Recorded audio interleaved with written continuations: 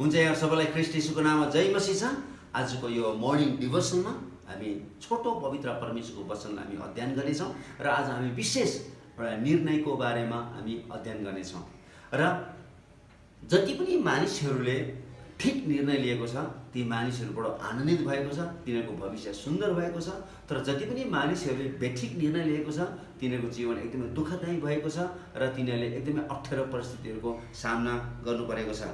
यसकारण चाहिँ कतिपय मानिसहरूले चाहिँ आफ्नै इच्छाले निर्णयहरू लिने गर्छ, कतिपय मानिसहरूले बौद्धिक विचारहरूले गरेर निर्णय लिने गर्छ, कतिपय मानिसहरूले एकदमै स्मार्ट हुन्छ निर्णय लिनको निम्ति, जसको कारणले गर्दाखेरि चाहिँ तिनीहरू चाहिँ आफ्नो जीवनमा तिनीहरूले गरेको निर्णयहरू चाहिँ गलत साबित भयो भनेदेखि चाहिँ तिनीहरूले आफ्नो जीवनलाई चाहिँ सराप्ने गर्छ।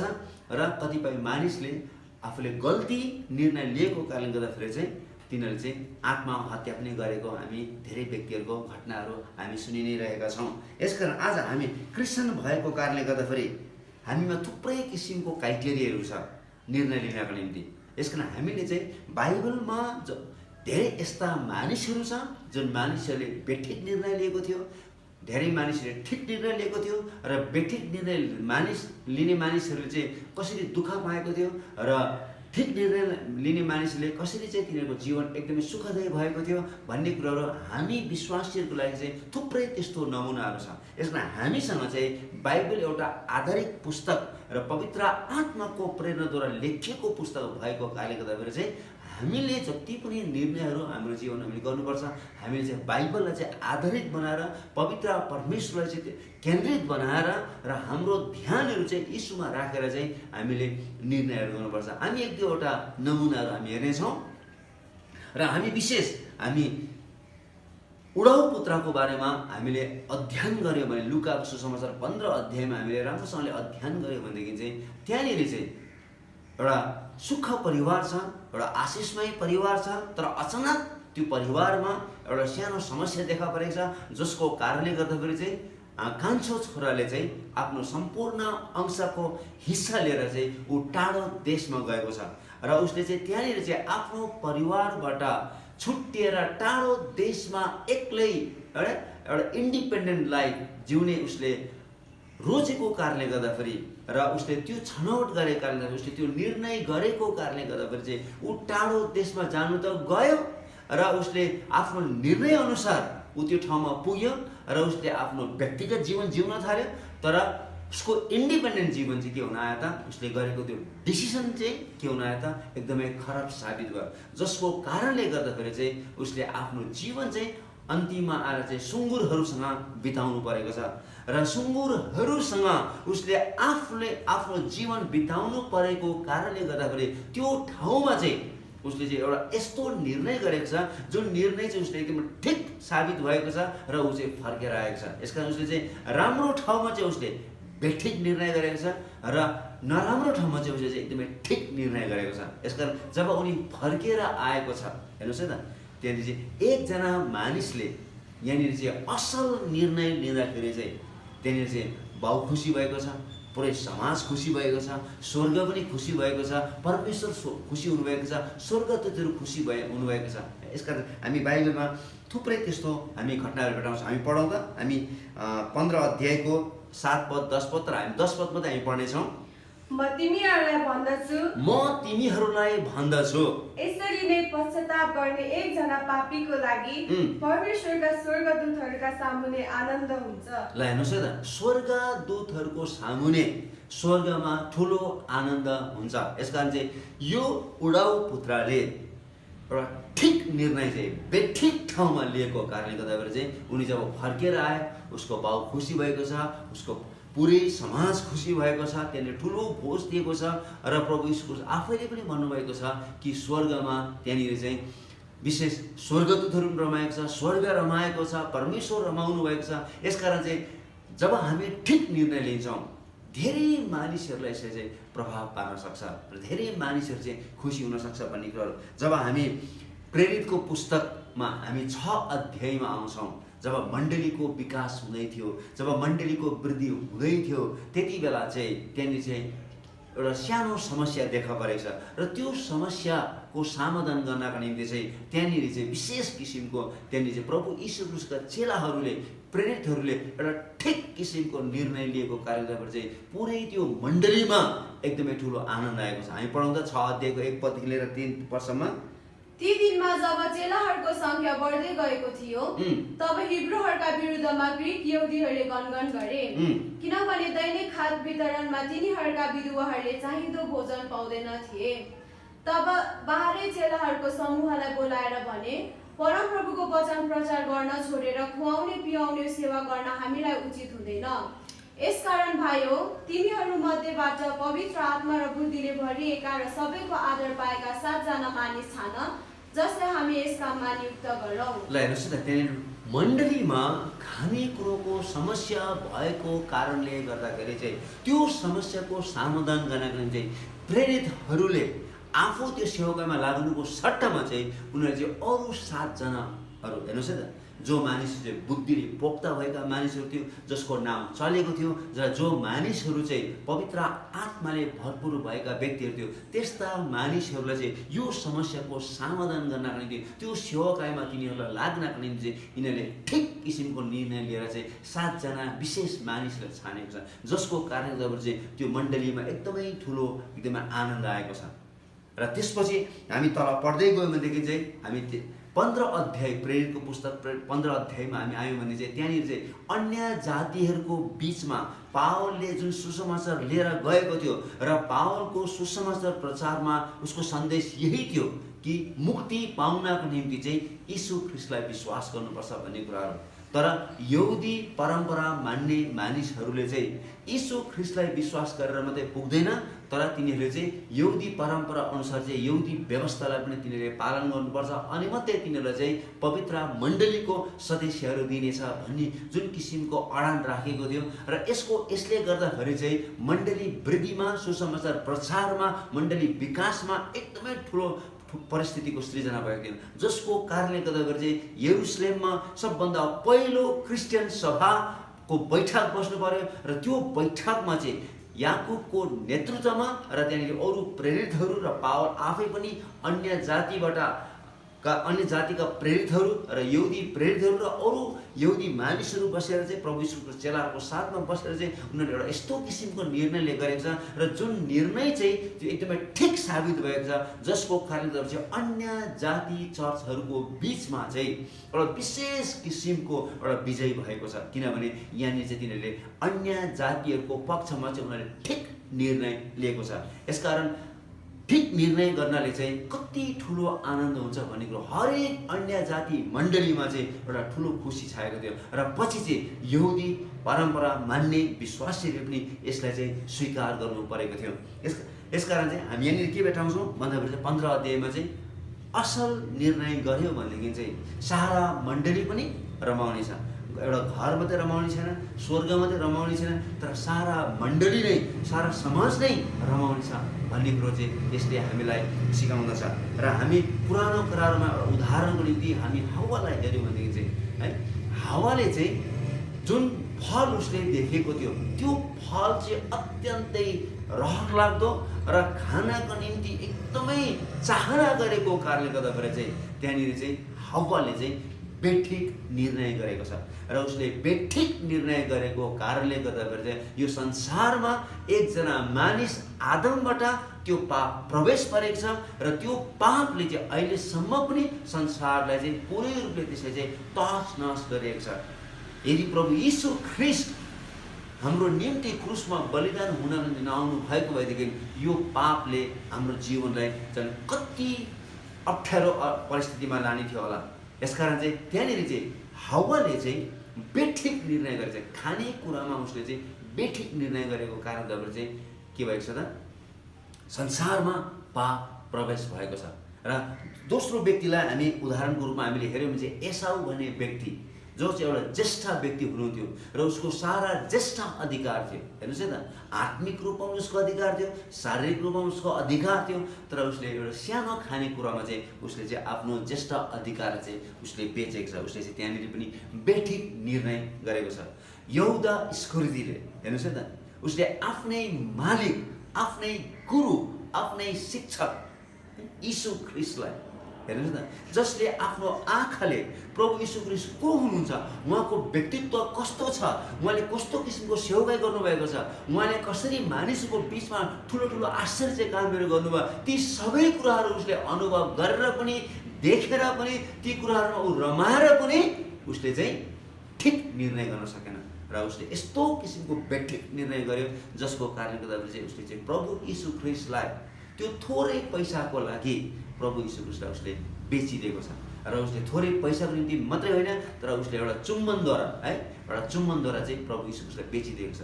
उसले बेठिक निर्णय गरेको छ, उसँग सबै कुरोको सुविधा थियो र ती 12 जना चेलाहरू मध्येमा ऊ सबभन्दा अलिकति चलाक पनि भएको कारणले सम्पूर्ण रुपियाँ पैसा उसलाई नै जिम्मा दिएको थियो, उसँग सबै कुरोको अधिकार थियो र पनि उसलाई ती कुराहरूले चित्त बुझेन र उसले चाहिँ प्रभु यीशु ख्रीष्टलाई चाहिँ उसले बेचिदिएको छ। यसकारण उसले के गरेको छ, बेठिक निर्णय गरेको कुराहरू हामी भेटाउँछौँ। त्यसपछि हामी प्रेरित 5 अध्यायमा आइसकेपछि हामी अर्को 2 जना व्यक्ति भेटाउँछौँ, एउटा श्रीमान र श्रीमती हननिया र सफरिया, जसले चाहिँ आफ्नो जग्गालाई बेचेर चाहिँ त्यो जग्गा बेचेको रुपियाँ पैसाको केही अंश लुकाएर चाहिँ केही अंश चाहिँ उनीहरूले चाहिँ प्रेरितहरू कहाँ लिएर आएको छ र तिनीहरूले चाहिँ हामीले यति नै बेचेका छौँ भनेर चाहिँ तिनीहरूले झुट बोलेको छ र तिनीहरूले चाहिँ बेठिक निर्णय गरेको छ। हेर्नुहोस् न, त्यहाँनिर जुन किसिमको तिनीहरूले निर्णय गरेको छ त्यो निर्णय चाहिँ बेठिक भएको कारणले गर्दाखेरि के भएको छ त, ती 2 जना चाहिँ तिनीहरूले मृत्युको सामना गर्नु परेको छ। यसकारण चाहिँ बेठिक निर्णय गर्नाले चाहिँ है मानिसहरूले कति धेरै दुःख पाएको छ। हावाको कारणले गर्दाखेरि होइन, हावाले बेठिक निर्णय गरेको सारा मानव जातिले दुःख पाएको छ। एसाउले बेठिक निर्णय गरेको कारणले उसले जीवनकालभरि उसले दुःख पाएको छ। यहुदा इस्करियोतीले बेठिक निर्णय गर्दाखेरि ऊ झुन्डेर मर्नु परेको छ। हननिया सफरियाले बेठिक निर्णय गरेको कारणले गर्दाखेरि तिनीहरू चाहिँ मर्नु परेको छ। यसकारण चाहिँ यहोशूले चाहिँ जब तिनीहरू चाहिँ दूत र मह बग्ने देशमा आइपुगेको छ र दूत र मह बग्ने देशमा आइपुग्दाखेरि चाहिँ र यहोशू तिनीहरूबाट बिदा हुनभन्दा अगाडि र उसको उमेर एकदमै पाकिसकेको थियो र तिनीहरूबाट बिदा भएर जानुभन्दा अगाडि उसले यही एउटा चुनौती दिएको थियो। हामी पढौँ त, हामी यहोशू 24 अध्यायको 13 पददेखि लिएर हामी 15 पदसम्म। यसरी तिमीहरूले मेहनतै नगरेको देश र तिमीहरू आफैले नबनाएका सहरहरू मैले तिमीहरूलाई दिए।